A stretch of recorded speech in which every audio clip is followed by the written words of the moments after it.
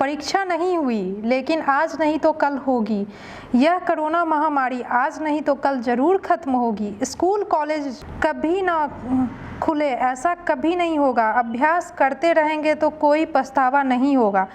Corona महामारी के चलते इस समय सभी स्कूल कॉलेज बंद पड़े हैं, जिसके चलते स्टूडेंट में पढ़ाई के प्रति लापरवाही देखी जा रही है। इसी को देखते हुए मुंबई के एक स्कूल में हमारे पुराण में लिखी हुई कहानी सुनाई गई और विद्यार्थी को इस कहानी के जरिए एक मैसेज दिया गया, एक सलाह दिया गया। कहानी यह थी कि एक बार भगवान इंद्र किसानों से नाराज हो गए और उन्होंने घोषणा कर दी 12 साल तक बारिश नहीं होगी, आप फसलों को नहीं उगा पाएंगे। भगवान इंद्र से किसानों ने विनम्रता पूर्वक विनती की। किसानों की विनती को देखते हुए इंद्र ने बड़ी चालाकी से बारिश न होने का सारा श्रेय भगवान शिव के ऊपर डाल दिया और कहा कि बारिश तभी संभव है जब भगवान शिव डमरू बजाएंगे।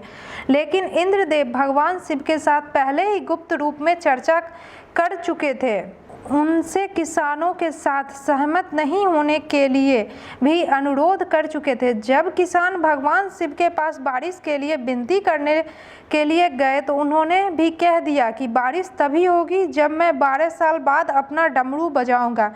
निराश होकर वापस लौटते हुए किसानों ने 12 साल तक इंतजार करने का फैसला किया, लेकिन उनमें से एक किसान वापस लौट के नियमित रूप से अपना काम कर रहे थे, खेती कर रहे थे, यहाँ तक कि बीज भी बो रहे थे। अन्य किसानों ने यह देखकर उस किसान का मजाक उड़ाना चालू कर दिया।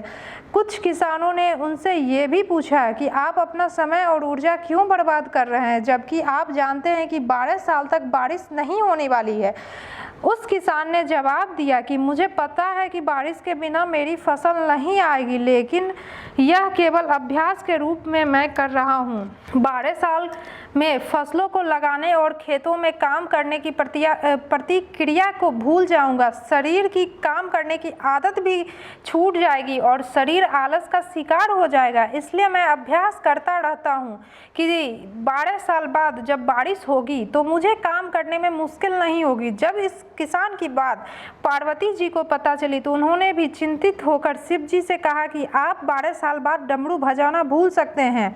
यह सुनकर शिव जी भी चिंतित हो गए, इसलिए कि कहीं वो डमरू बजाना तो नहीं भूल जाएंगे। इसकी जांच करने के लिए सोची और अपना डमरू उठाकर बजाने की कोशिश करने लगे।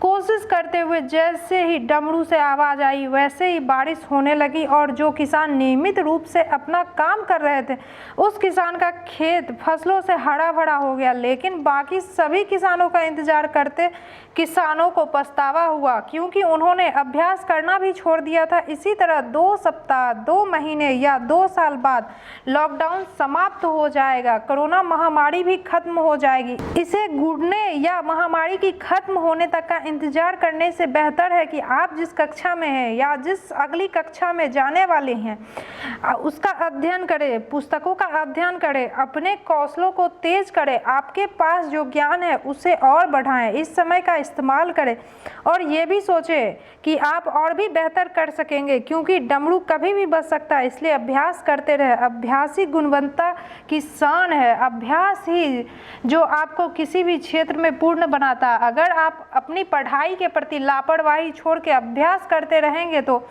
जब काम करने का समय आएगा, जब भी परीक्षा देने का समय आएगा तो आप हर चुनौती और आप हर क्वेश्चन का जवाब देने के लिए तैयार रहेंगे। अपना ध्यान रखें और अपनों का ख्याल रखें, क्योंकि डमरू कभी भी बज सकता है।